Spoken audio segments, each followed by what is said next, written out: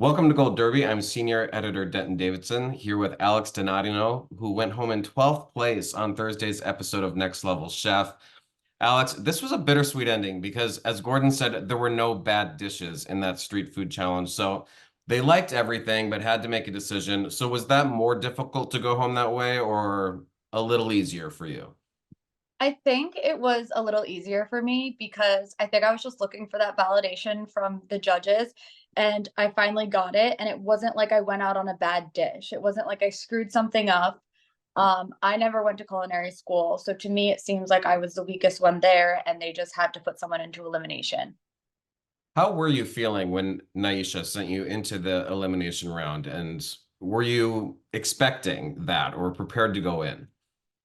I was not expecting to be sent into elimination because, again, it was the one dish that all of the judges complimented, and none of the judges had anything bad to say. So to be sent into elimination was definitely emotional. Um, and I mean, you kind of have to be prepared for anything on that show. So to say that I was prepared is, I don't think that's a great question because there's just everything coming at you, and you can't be prepared because you just kind of have to go into it mindless and expect everything. So you go into the elimination and you're up against Jordan and it's chicken wings. And you said, these are right in my wheelhouse. If I lose, I'll be disowned by everyone. So Alex, do you still have a family? I do still have a family. I was not disowned by them. They do make fun of me, but I am not disowned. So if you could go back, what went wrong there? What do you think you could have done to elevate the wings, to give the judges something that they wanted or would have won them over? Yeah, so I think I was really nervous, and I think I was really nervous, and when you go into elimination, the challenge was pub wings. So I took that as what I would get on Sunday at a bar watching football, which is buffalo wings. And I think what got me eliminated is I kept it simple. I kept it at that. I kept it what people are familiar with, and I didn't go out of that element. What was it? What was your overall experience like being on the show and meeting all these other chefs and home cooks from around the country? And what was that dynamic like behind the scenes? Yeah, so meeting chefs and home chefs, social media chefs from all over the country was an amazing thing. And it's funny that food brings everyone together. And food is the one thing that can kind of get everyone to get along and, make friendships that are going to last forever. Where do you go at the end of the day? Are you all like in a hotel spending time together, or like are you like bonding, or what's that like? At the end of the day, we would go back to our hotel, and it was kind of funny because I heard from a lot of people they were stressed out because we weren't allowed to leave the hotel room, but I was having the time of my life. I was getting glasses of wine, I was taking baths. I didn't have anyone or anything to take care of, so I was taking full advantage of that.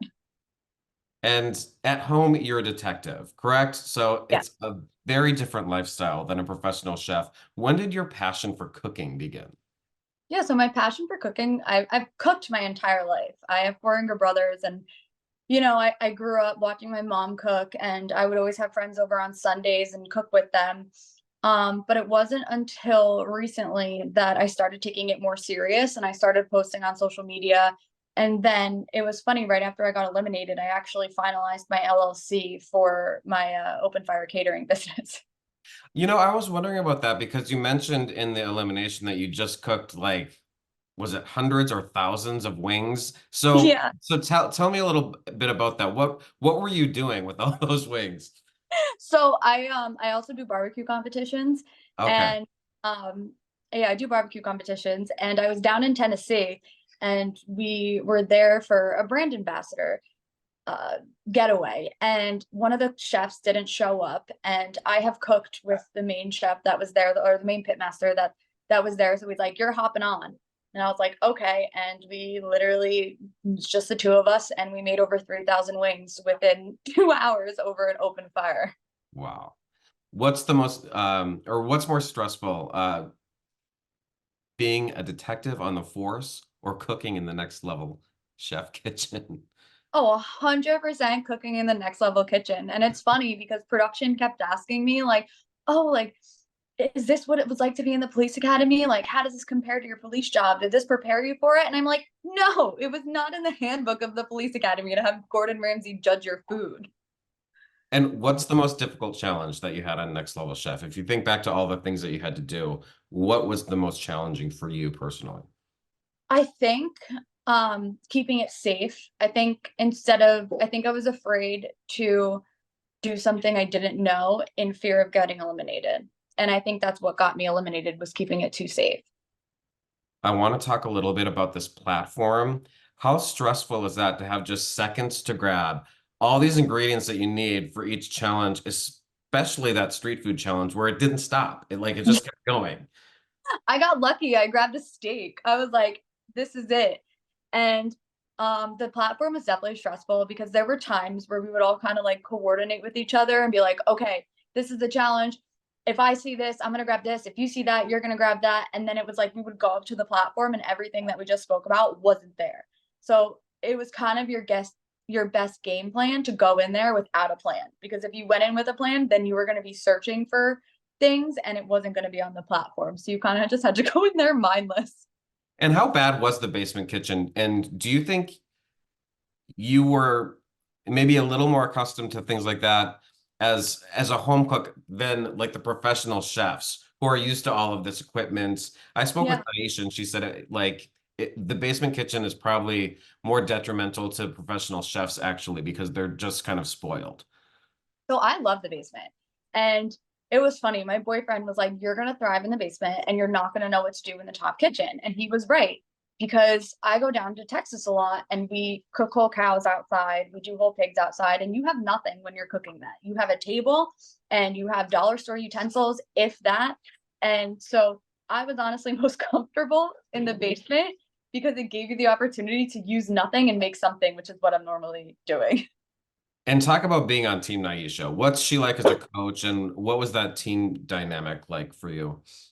Yeah, so I'm honestly happy that Naisha picked me because she pushed me out of my comfort zone. When I cooked with Gordon, Gordon was really nice. But I don't think that Gordon would have pushed me out of my comfort zone the same way that Naisha did. Like Naisha would come up to you, and even in the last challenge, like I know how to cook a steak. Steaks are my thing, and I knew that that was a perfect medium rare. But like Naisha would come over and be like, "Are you sure about that, chef? Are you?" And then I would question myself, like, am I sure? I don't know. And then I would have to go back and like think about things that I never thought about before. And what are your plans now that you've been given this platform? Do you want to continue your food journey in any way? Do you want a restaurant? Do you want to expand on social media as a chef? What's in the works for you?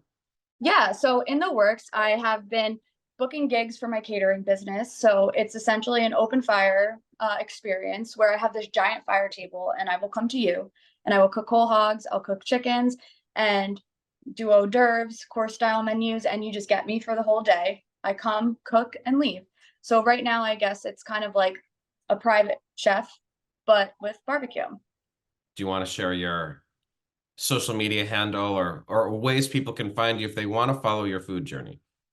Yeah, so my social media handle is Cooking with Zanges. So it's Zandges.